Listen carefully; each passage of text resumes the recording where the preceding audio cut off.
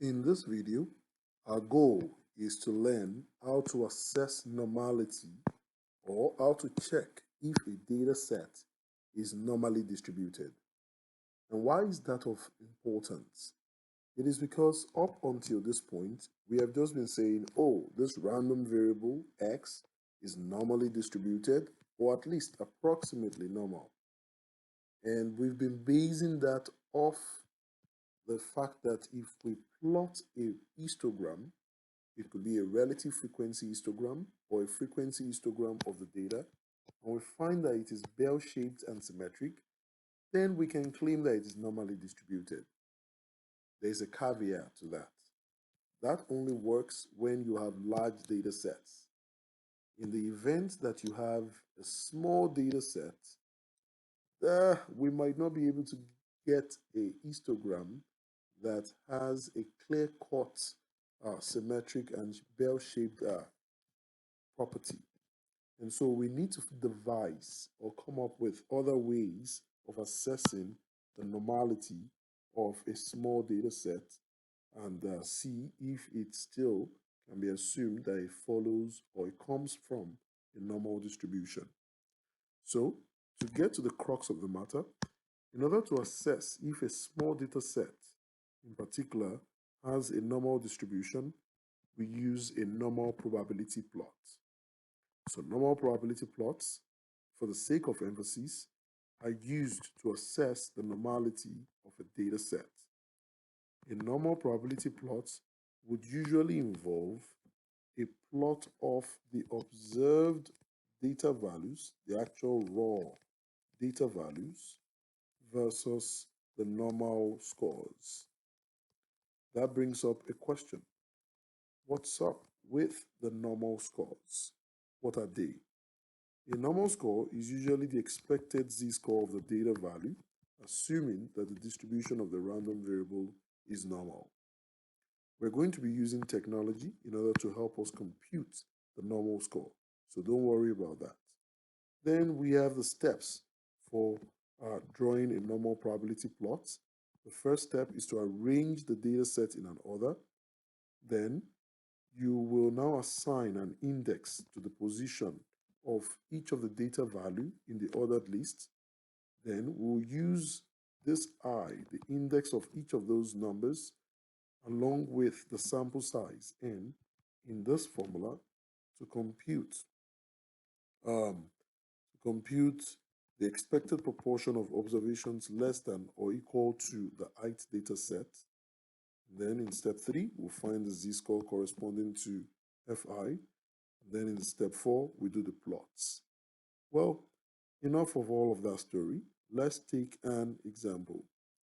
So in the first example here, we are to use the data in the first 4 columns of the chapter 7 data sets data table to draw a normal probability plot. So this is a good time to pull up the data in the chapter 7 data sets. So I have that here. That is usually provided in the weekly folder. So you observe that in the first 4 columns, I have been given the same data set, and I have the observed values, I have the indexes, and notice that the observed values here have been ordered from the smallest to the largest. And we have given an index to the first smallest number up until the 8th smallest number. So with that said, um, going back to what we're working on here, remember to draw your normal probability plot. What do you need? Your normal probability plot is a plot of the observed values on the horizontal axis, on the x-axis, and the corresponding what? Expected z-scores on the vertical axis. So I'm going to put z-scores, expected z-scores versus observed values. Going back here, I'm going to grab the entire data set. I'm going to copy it, and I'm going to take it to StatCrunch. So here I am. I'm going to paste it there. So I'm going to drag this a little bit. Then I'm going to drag this a little bit. In this first example, we have been provided all the data values we need to draw the plot. So this is a very easy affair. In subsequent examples, we will need to demonstrate how to get each of these columns. But to begin with, let's start in a friendly manner. So now to begin, I will remind you one more time that when you want to draw your normal probability plot, the expected z-scores should be on the vertical axis, the y-axis, and the other observed values should be on the ordered observed values should be on the horizontal axis. So let's go to StatCrunch. I would go to graph. I want a scatter plot, and my x variable must be the ordered observed values. So I want that. And my y variable will be the expected z-score, and I can compute that. So if this data comes from a normal distribution, we would expect that this should be approximately, can be approximated by a line fit. What do you think? Well, these might be subjective, and that is why beyond using this plot, we have actual numbers that will give us a threshold for whether we can conclude whether it is from a normal distribution or not. As at this point, the plot gives a subjective impression. Well, I would say that it looks like it seems it might be linear, or it might follow the pattern of a line. So with that said, let's go back to our work page. We have drawn the normal probability plot. That is done in StatCrunch. The next step would be to determine the linear correlation between the observed values and the expected z-scores. Sure, let's do that. In order to do that, you go to Stats. You want to go to Summary Stats and go to Correlation. Click on Correlation, and then you need observed value and expected score. To do that, push down or press down the Control button and hold your finger. Click on observed value, click on expected z-score, and then in this case, we just want to compute. And we have the correlation is 0.9551. So we have an answer there. This is 0.9551. The next question is, how does that help us to check if this data set comes from a normal distribution? In order to do that, we need to take or find a critical value in a table of critical values that has been provided here for you. How do you use this table? You only need the sample size, n. What is our n in this case, in this example? I'll show you. Go back to StatCrunch. This goes from row 1 to row 8, right? So 8 here tells us that we have 8 data values. That is the value of your n. Just a count of how many values do you have. So in this case, I can go back. My n is equal to 8, which means I am only looking at, in particular, just this line. I'm interested in this critical value right here. So my critical value here is 0.906. Now, how am I going to use these two numbers? They will tell me how to make a decision as to whether this data that we're looking at is from a normal distribution. Now, here goes the interesting part. This is how you make your decision, or the rule of decision here. So let's write this down, decision rule. This is our decision rule. If linear correlation, that is this value, the linear correlation exceeds or is bigger than the critical value, greater than critical value, conclude that data is from a normal distribution. So, as said earlier, If the linear correlation is greater than the critical value, we conclude that it is reasonable to conclude that the data comes from a normal population or distribution. Otherwise, we conclude that the data does not come from a normal distribution. In this case, what do we observe? Our linear correlation is 0.9551. Our critical value is 0.906. Well, 0.9551 is greater than 0.906. So in this context, based on this rule of making decisions, we can conclude that this data, that is the observed data, comes from a normal population. So to formalize what we're saying, we can draw the following conclusion. Since the linear correlation coefficient of 0.9551 exceeds or is greater than the critical value of 0.906, we conclude that the data comes from a normal population or distribution. And that completes the test. With that said, we proceed to the next example. Suppose a sample of O-rings was obtained and the wall thickness in inches of each was recorded. Use a normal probability plot to assess whether the sample data could have come from a population that is normally distributed. Using the correlation coefficient of the normal probability plot, is it reasonable to conclude that the population is normally distributed? Choose your choice. I think there was some error there. Apologies. And then for how do we go about this question? This is a breakdown. Question A, similar to what we did earlier, determine the linear correlation between the observed values and the expected values.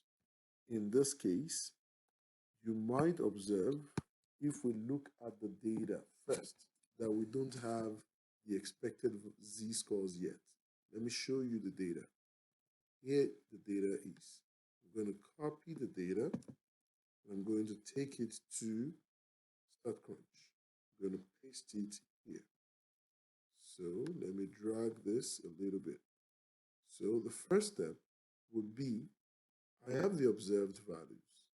They have not been ordered yet, and I also need to get the expected z-scores from them. This is a good time to go back to our steps.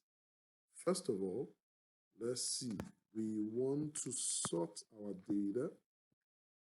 So let me erase this. We want to arrange the data in ascending order. That is from the smallest to the biggest. So we can do that in StatCrunch. What we need to do, now that we have the data set on the O-rings wall thickness, the first step is to sort the data set. How do we know that? Now we're going back to the steps for drawing a normal probability plot, which is to arrange the data set in ascending order from the smallest to the largest. So that's what we're going to do. StatCrunch can help us with that. So what we're going to do is we're going to go to data, and you go to sort. And what do we want to sort? A select column. And that is O-rings wall thickness. Choose sort by O-rings wall thickness in ascending order. And we would like to replace the existing column. That is, this existing column with a sorted version of the data points or the data values. So compute, and you see that immediately it sorts it for us. So at this point, we're done with the first step. The next step is to compute your Fi. To compute your Fi, the recipe needs I, it needs I, and it needs N. Your I will be the index of the ordered data values. What does that mean? It means each of these data values will get an index. So I'm going to call it index O in this case, index underscore O for the O-rings. And the index will be 1, 2, 3, 4, 5, 6, 7, 8, 9, 10, 11, 12, 13, 14, 15, and 16. These are the indexes. This is my I. So going back, those are my I's. My N would be how many data values do I have? I have 16 data values. So I'm going to generate each of the FIs here. So here we go. We go into the data and would like to compute and expression. So again, you go to data, compute, and expression. So we want to compute and expression. And there, what we want is we want to build from, let's see, let me drag this aside so that you can see what's going on. So we want to build an expression. So click on this. I'll put a parenthesis first. Why am I putting a parenthesis? I want each of the index on top. I want to put inside the parentheses the whole expression on top. This high is represented here by index O. So I'll double click on index O minus 0.375. Close the parenthesis, divided by, on the bottom, what do we have on the bottom? We have n plus 0.25. So n in this case is the data points. How many of them? 16. So I'm going to type 16 plus 0.25. So I have keyed in the formula there. I'll click on OK. And you see the expression right here. Let me drag that up. And then I'm going to label this, the values or that we generated from this computation as FI values. So I would click on compute, and that is done. It will compute it. So all of these values are the values of the expected proportions, which is my FI. Step 3, the z-scores. How do we get the z-scores? This is what we do. So we close this, then we go back to data again. We would like to compute another expression called z-scores. Well, I'm going to build from scratch, and this will be built using a function called qnum. Okay, once you type qnum, open parentheses, we're going to pass the FI values to it, put a comma, put a 0, put a comma, put a 1, close the parentheses. Please ensure that you close the parentheses. Then click on OK, and we're going to label that expected z-scores. So we'll name that. So we would like it to compute that and close this.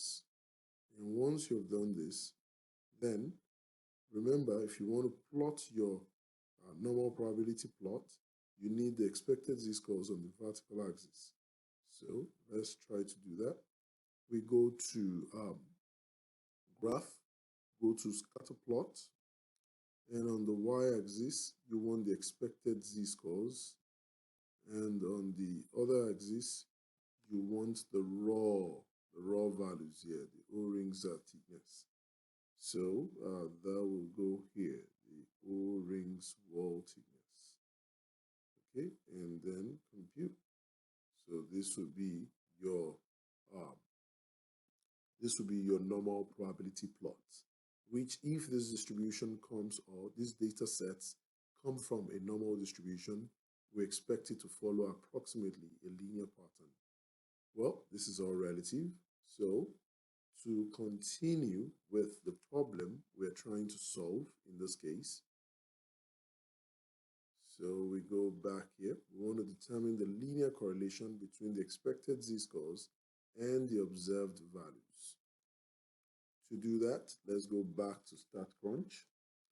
So here we are in StatCrunch. We want to compute the linear correlation between this column, the expected z-scores, and the raw O-rings wall thickness. So we go to graph, we go to statistics in StatCrunch. You go to summary stats, correlation. hold down, I'm going to scroll down to where I have expected z-scores. And I'm going to hold down the control button and click on expected z-scores, and also select the raw O-rings wall thickness so that I have the two data values, this one, the first column and the fourth column, and so compute. And I have the correlation between expected z-scores and O-rings wall thickness is 0.956. So that is the linear correlation there, 0.956. Then the next step is to determine the critical value in the table of critical values of the correlation coefficient to assess the normality of the data. This table of critical values was provided earlier, and then we had a sample of size 8. This time we have 16 rows of data, so our critical value is 0.941. So the critical value here is 0.941. And do you recall, it's time to take a decision. The rule of making decision is if the linear correlation coefficient is greater than the critical value, we conclude that the data comes from a normal distribution. So let's check if that condition is met. In question C, the linear correlation coefficient 0.956 exceeds what? 0.941. So we can conclude that what? The population is normally distributed, or that the sample data comes from a normally distributed population. So we have just written down this conclusion that since 0.956 is greater than 0.941, we can conclude that the sample data comes from a normal distribution. With that said, we've seen some examples of cases where the data comes from a normal distribution. Is it always true that it does? The answer is no. Let's see an example of that. In this example, a random sample of 16 undergraduate students receiving student loans was obtained, and the amounts of their loans for the school year were recorded. Use a normal probability plot to assess whether the data set or the sample data set come from a population that is normally distributed. So where is the data? In our chapter 7 data sets. So I'm going to grab that, I'm going to copy, and I'm going to paste it inside StatCrunch. So at this point, I do not need all of this. So I'm going to delete that and paste this. Oops. Let's take that again. That's it. So in this case, the quest here is to find, as we did in previous examples, the linear correlation between the observed values and the expected z-scores. Step 1 is to obtain the expected z-scores. How do we do that? You recall, we follow steps 1 to 3 here. So first we need to arrange the data in ascending order. So I'm going to go back here. I'm going to go to data, go to sort. I'd like to sort select columns, the loan amounts, and again, loan amounts, and I'd like to replace the current column. So compute. That is done. This has been ordered. Then I need the index here. So I'll put index or just I. And I want 1, 2, 3 to 16.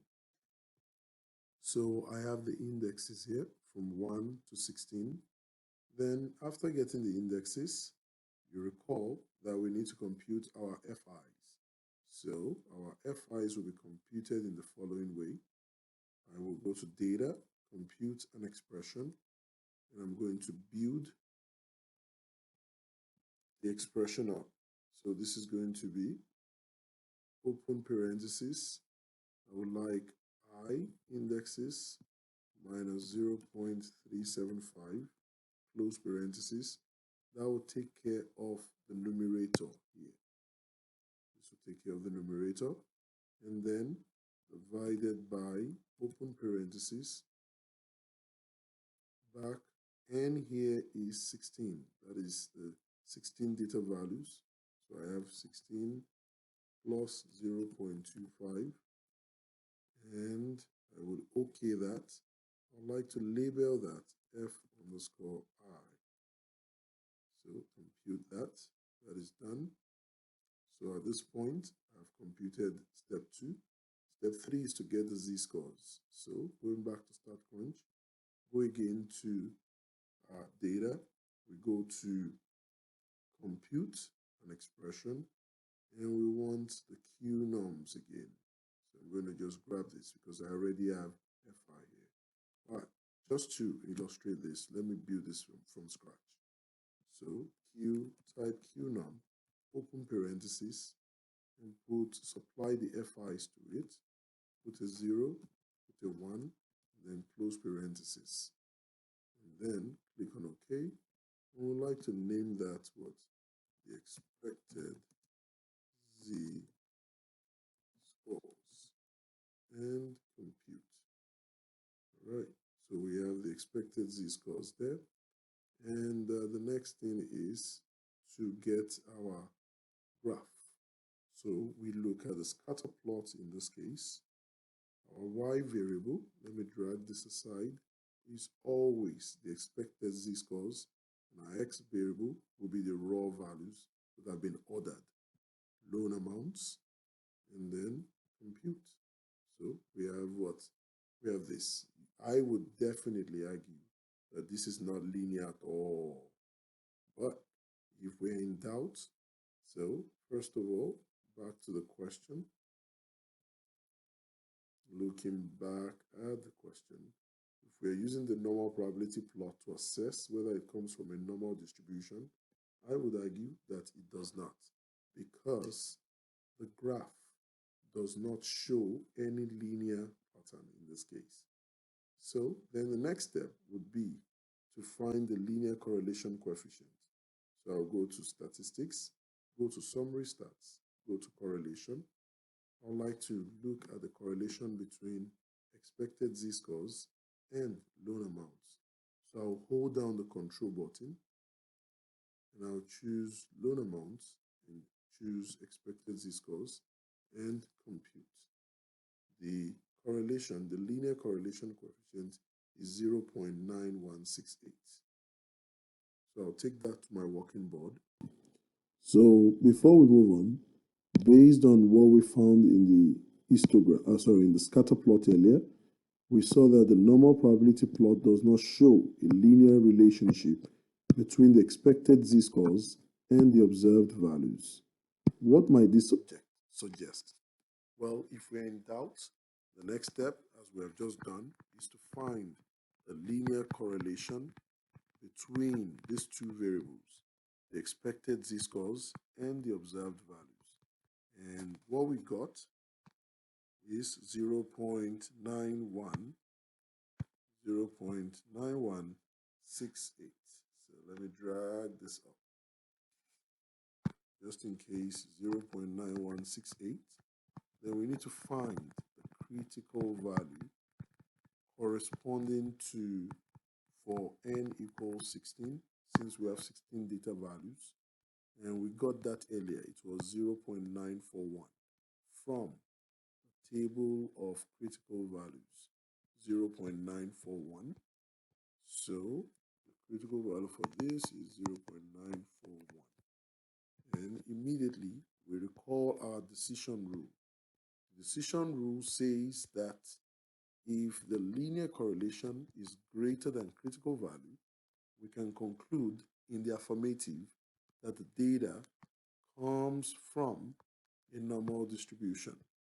At this point, what we see is that since the linear correlation, in this case, the linear correlation of 0.9168 is less than the critical value of 0.941, we have definitive evidence that this data does not come from a population that is normally distributed. Let us write that down. So what we just argued or discussed, that since the linear correlation of 0.9168 is less than the critical value of 0.941, that negates the first sentence of the decision rule. So that means we have to conclude in the negative that we have evidence that the sample data does not come from a normal distribution. With that said, we come to the end of chapter 7.